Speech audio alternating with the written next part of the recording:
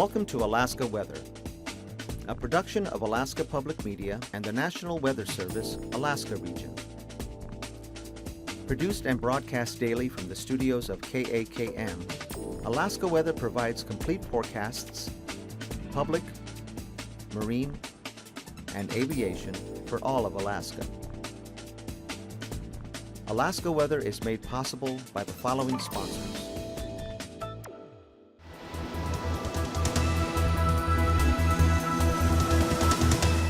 The National Weather Service. Hello everyone, and thanks for joining us for this Friday's edition of Alaska Weather. I'm Dave Percy. On the breakup map here, pretty smooth breakup season continues with Kuskokwim open as it has been, so is the Tanana, and some open areas there, the entire stretch of the Yukon River, and or mostly open for the Yukon River, some open up here for the Porcupine, and then the Kobuk and Noatak rivers breaking up, or the Koyukuk and Noatak rivers breaking up, or beginning to, especially here for the Noatak, a little more advanced here, some open areas there just to the south. And moving on, satellite imagery, yesterday we had this big frontal system pushing gales and rain up to the North Gulf Coast, back down into Kodiak Island, and those gusty northerly winds on the backside there across the Alaska Peninsula, and rain pushing in here toward the southeast coast. A lot of high stuff spreading in over southern Alaska. Not a bad day yesterday in the interior. A line of convection, though, breaking out from pretty close to Arctic Village back to the southwest toward the Seward Peninsula.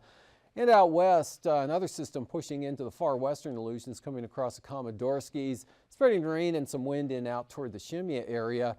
Otherwise, a lot of clouds over the remainder of the Bering Sea. And for today, some breaks occurred out here to the west, clearing around St. Paul, VFR flying today out in that area. And that front pushing eastward here, bringing some gusty winds over 40 miles an hour to the central Aleutians, along with rain, which is beginning to slide on in to the east there. And my map advancer is stuck. Anyway, front pushed up, weakened here. Again, rain showers continue today along the North Gulf Coast, and some clouds shifting up into the interior. We had a few scattered showers breaking out here in that area, cloudiness through the central interior and back up to the northeast there. Otherwise, this front brought a fair amount of rain into the panhandle today, and you're going to have to advance this thing for me, Sean. And up to about an inch of rain having fallen at Sitka today, as well as some other areas, 1 1/4 inches of rain over at Yakutat, and well over 1 1/3 inches there. We'll go to the segment. Oh, okay. I guess we'll go to the segment now. It's more than my map advancer, I guess, giving us problems. But anyway, that rain changing over to showers tonight, and after he flips us on, I'll be back with the remainder of the Alaska Weather Show.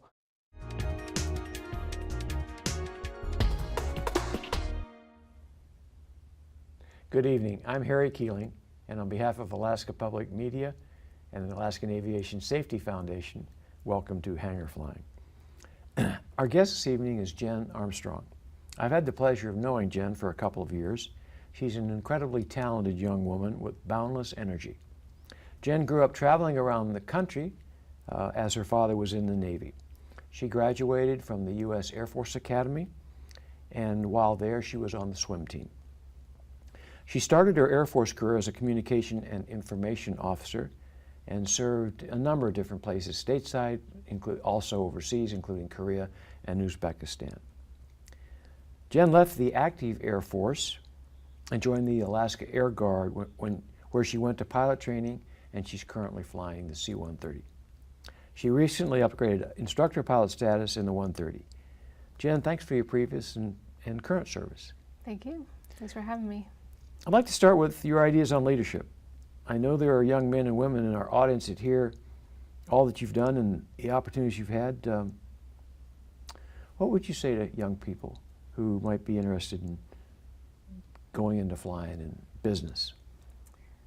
Great question, Harry. I think that it starts at a pretty young age these days. I was raised with a couple words that I wasn't allowed to use, and that was I can't and I don't know. And although I didn't realize it at the time, I think that really shaped my work ethic. And so I think that working hard and making good decisions while you're young and then continuing that into your adulthood really sets you up for opportunities and doors to open, and those could include aviation if that's what they want to go do. But if you work hard and make good decisions every day, then those doors and opportunities will present themselves for whatever you want to go pursue.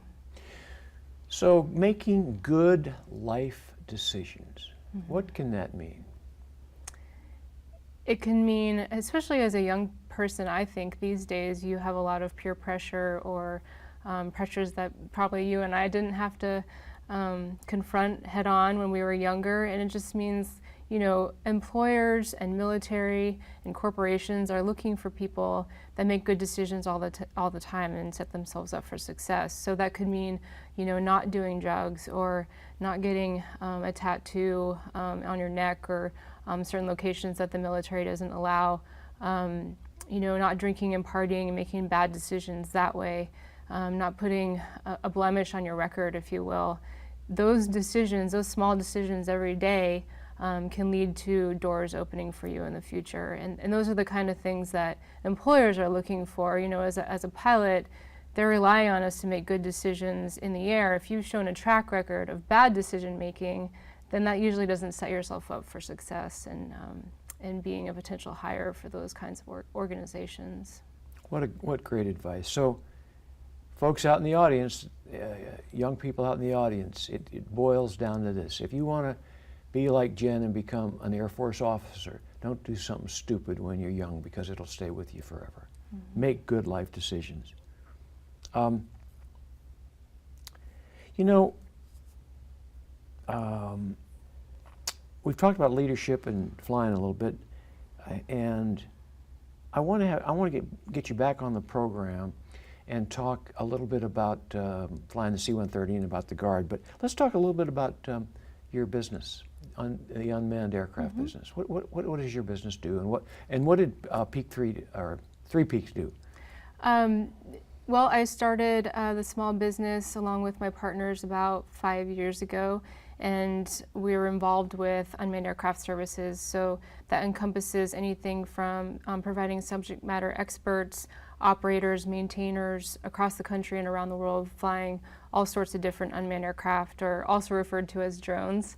We're talking about the same thing here. So services could be anything from operations to consulting to program development for companies that are looking to get into this industry. And then about a year and a half ago, we were acquired by an East Coast company called AKwx Solutions, and they're just a bigger Peak 3.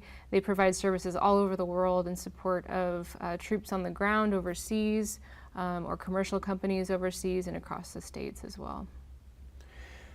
So I'm going to take this opportunity to tell our audience that we are welcoming with open arms unmanned aircraft organizations and pilots into the Alaskan Aviation Safety Foundation.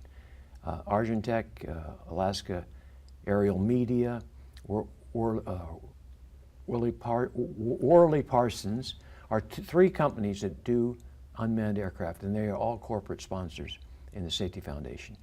And what that means, ladies and gentlemen, is this. We're all going to share the airspace. We, in the Safety Foundation, don't want to be on the sidelines. We want to be right in the middle of it and welcome companies like the company that Jen works for. And it's what the future's all about.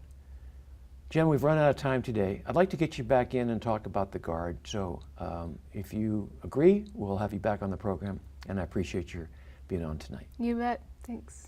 Ladies and gentlemen, I hope you enjoyed tonight's program, and until next time, fly safe.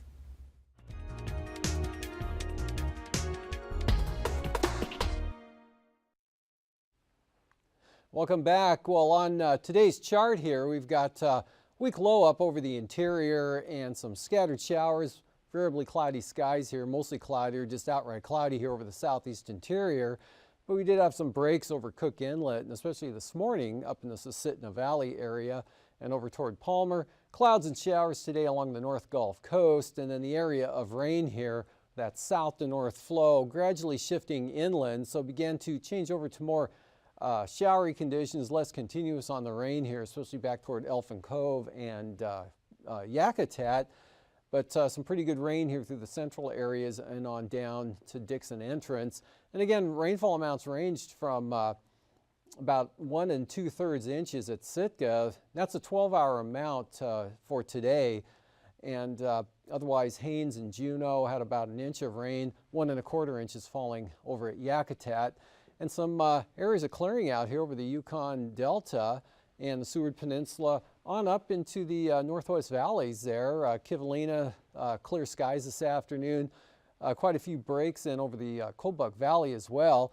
A little bit of light snow and fog reported at Barrow with IFR conditions there. Same thing through the Bering Strait, and a lot of low stuff here from Nunivak Island back up toward St. Lawrence Island, and some ridging from the eastern Aleutians up across the Pribilofs made for a pretty fair day out in that area. Still with the gusty winds, but diminishing here over the Alaska Peninsula with some shower activity. And that's the next front that brought those gusty winds and rain into the central Aleutians. They'll push eastward tonight, so look for periods of rain and fog for the Pribilofs.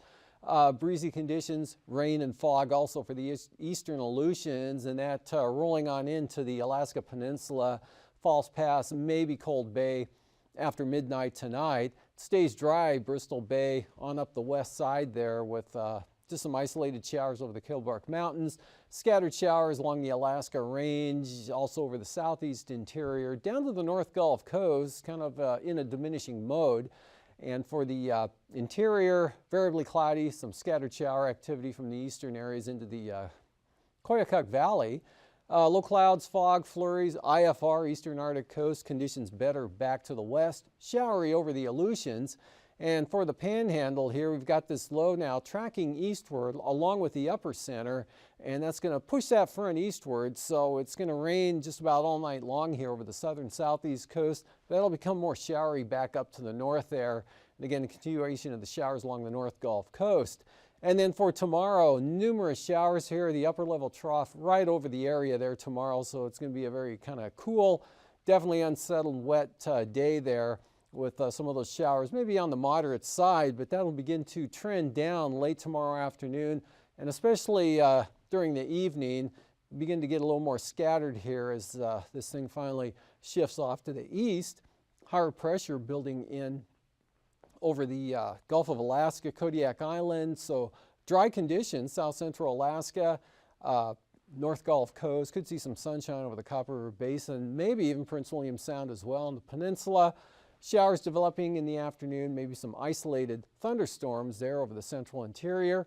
Pretty nice day again over the northwest with very light winds here from the Seward Peninsula up across the North Slope. Very light winds for the, well, through the weekend there for the Arctic coast areas.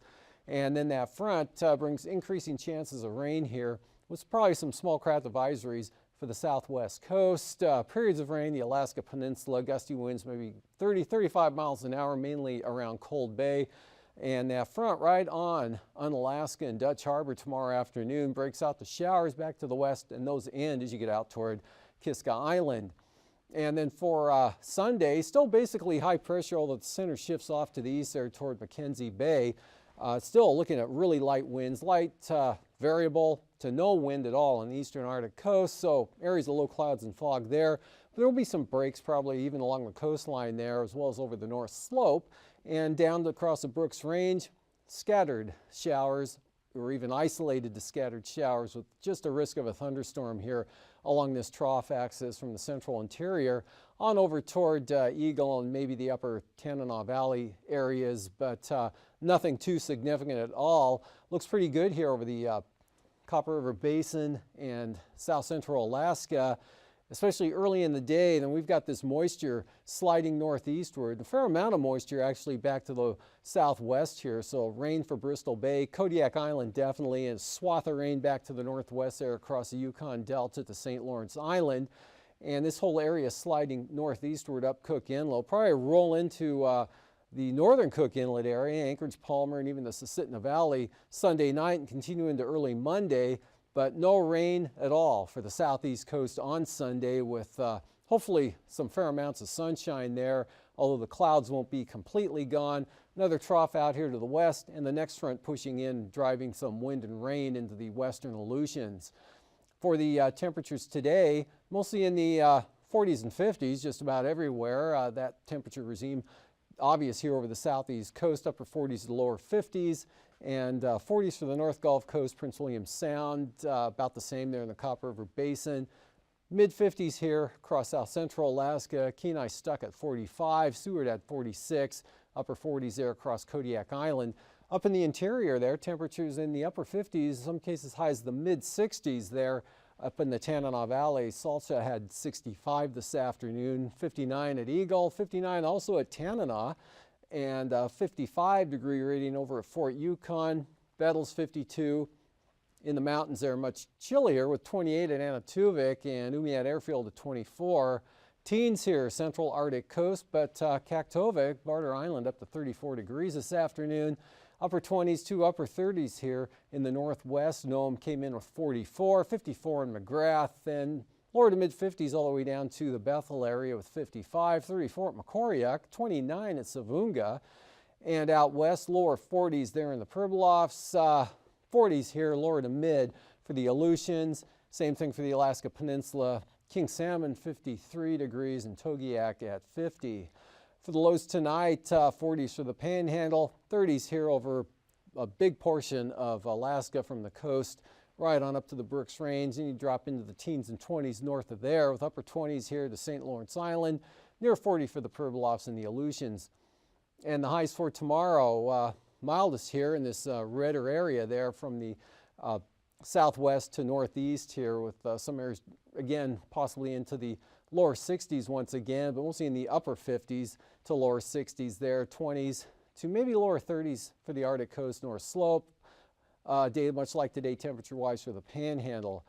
And for the flying weather tomorrow morning, lots of IFR out west here, all the way down to the Aleutians, marginal VFR, Prince William Sound, North Gulf Coast, in across just about all of the Panhandle there, with good VFR here, Cook Inlet on up into the interior. And then tomorrow afternoon, areas of IFR possible anywhere along the Arctic coast and North Slope. You notice better conditions here up over the northwest, but lingering IFR from about Shishmaref westward down into Tin City.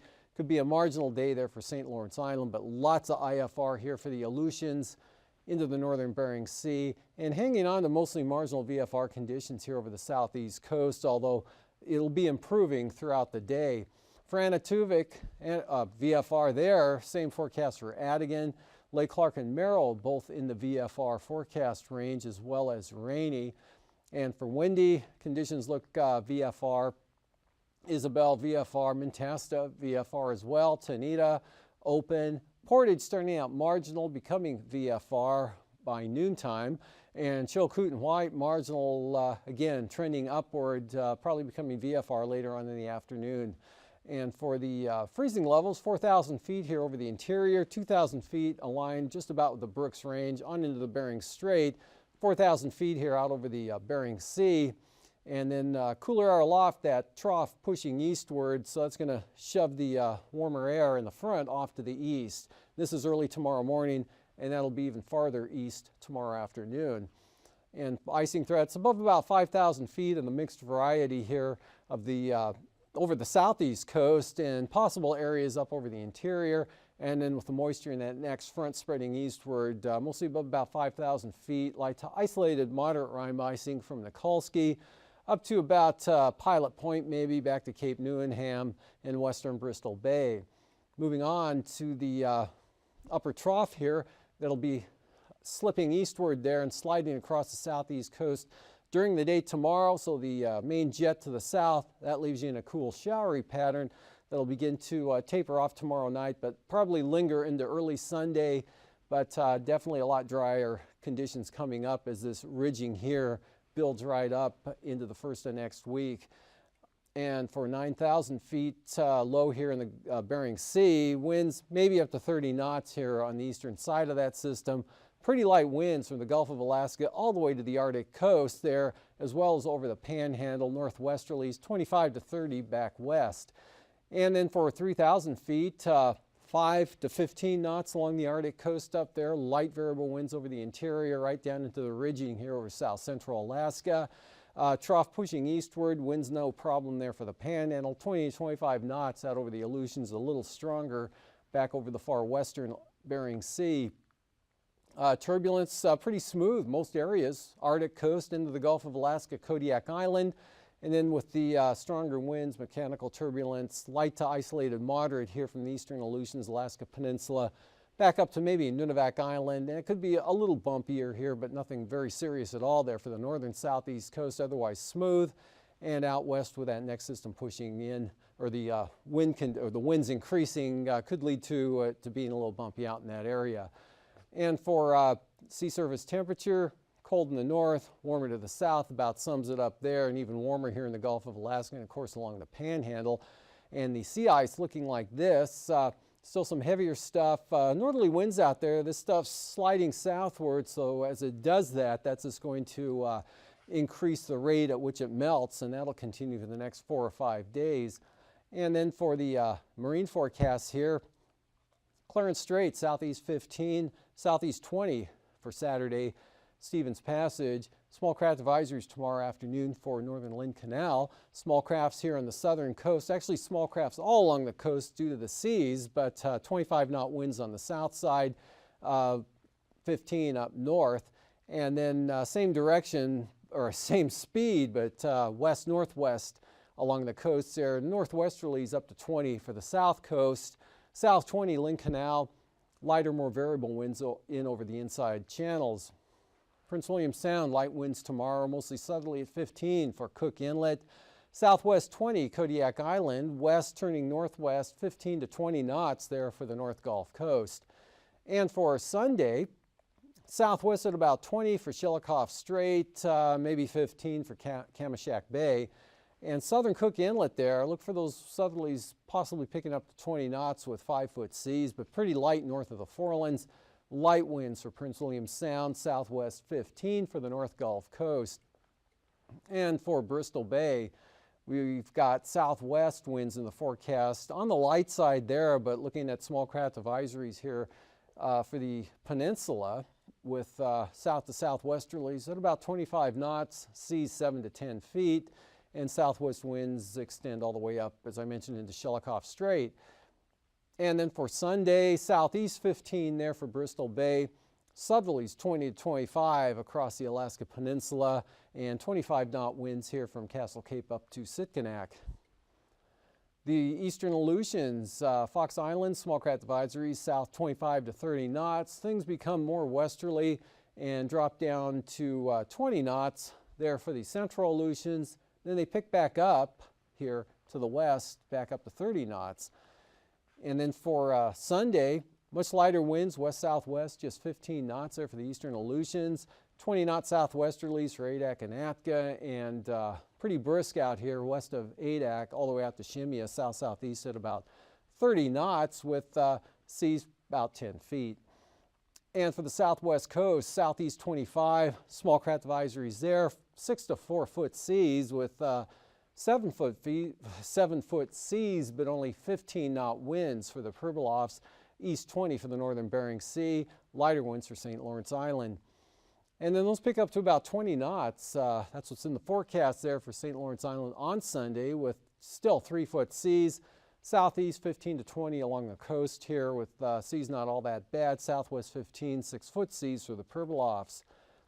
Up along the Arctic coast, we've got northeast winds, 10 to 15 knots for the central and eastern coast, but over toward Demarcation Point through here, pretty light out of the east.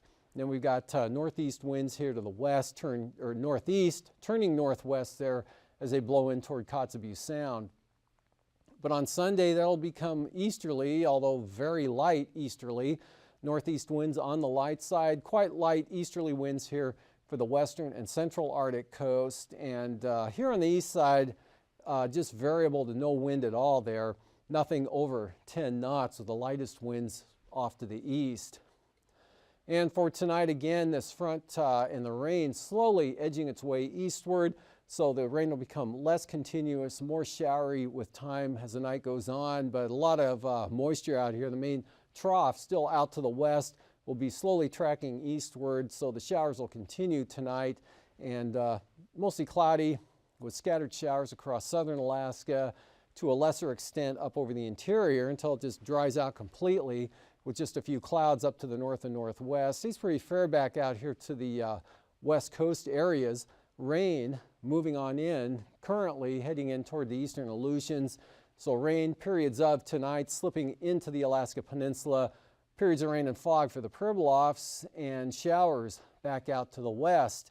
And we'll see for tomorrow, that rain shield will advance up toward the southwest coast during the afternoon hours. And again, look for some small craft advisory winds with that as the front pushes inland, and gusty winds and rain for the Alaska Peninsula, but the winds not all that heavy, and neither will the rainfall for that matter, with scattered showers in over the central Aleutians. In the interior, looking pretty good, higher pressure developing here, so partly to maybe mostly sunny skies across areas of south central Alaska. Even the Copper River Basin, afternoon showers, isolated thunderstorms there through the interior, dry back up to the north. Chance of IFR due to flurries and fog along the eastern Arctic coast with that high up there, and numerous showers over the Panhandle will diminish tomorrow night, linger into early Sunday, maybe, but they'll probably be over. Going for a dry day down here on Sunday with some varying amounts of sunshine. And then a lot of moisture sliding up on the western side of that ridge there off to the southeast. And with the upper level wind flow in this trough, that's going to push into Cook Inlet during the afternoon hours. Have a great weekend. These forecasts are to be used for planning purposes only. Call 1-800-WX-BRIEF for a formal pre-flight briefing. Always file a flight plan before you go flying. The U.S. Coast Guard Auxiliary urges you to leave a float plan with a friend or the harbor master before you go boating. Alaska Weather is made possible by the following sponsors.